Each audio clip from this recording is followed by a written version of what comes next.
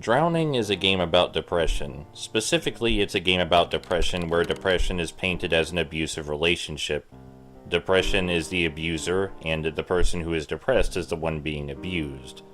It's a walking simulator type game where you move forward and the narrative unfolds as the depression gets worse and the character starts to get more and more desperate, obtain more symptoms of depression, and everything about their life just generally becomes more miserable. The game starts off with the depression fairly quiet, but as the game progresses, the depression gets louder until the main character only has the depression to listen to as he isolates himself from all his friends. They touch on many symptoms that almost everyone who's had depression probably has some familiarity with, such as coping using video games or other distractions, lashing out in anger so you can feel something, otherwise you won't feel anything at all, lack of personal hygiene, things like that.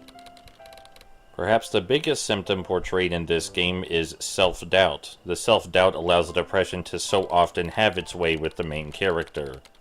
But it doesn't always have to have its way in this game. The game is structured so that it's suffocatingly on rails, the most straightforward walking simulator you think you'll ever see.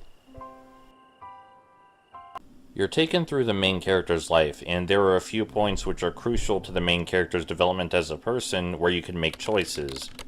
The choices are alternate pathways, which are sometimes hard to see and sometimes easy to see, but difficult to think of if you're not looking directly toward them. I feel like this is a pretty clever way to incorporate alternate endings, as depression does often feel suffocating and feel like it's railroading you down a single pathway, to the point you may not see the other options. The alternate choices and endings I was able to find in the game all center around asking for help, which seems right to me based on my own experiences at least. The game is short but goes through so many varying symptoms of depression that it's unlikely someone with depression who played the game wouldn't experience at least one of them, and for that reason the game can be genuinely discomforting depending on how much you relate with the main character. There aren't many games that can get to me, even when I strongly relate to a character, but the main character in this game and the text I was reading at a few points genuinely made me feel things toward myself. And maybe if I weren't obsessively looking for multiple pathways, then the game's idea of hiding the multiple pathways in plain sight would have worked better on me. I guess it depends on the kind of person you are. This game is about a very vague mental illness with varying degrees of symptoms at varying severities. So it's difficult to say how helpful or hurtful it might be, but it would probably help people with some generalized symptoms of depression find something to relate to, and maybe teach other people about depression a bit.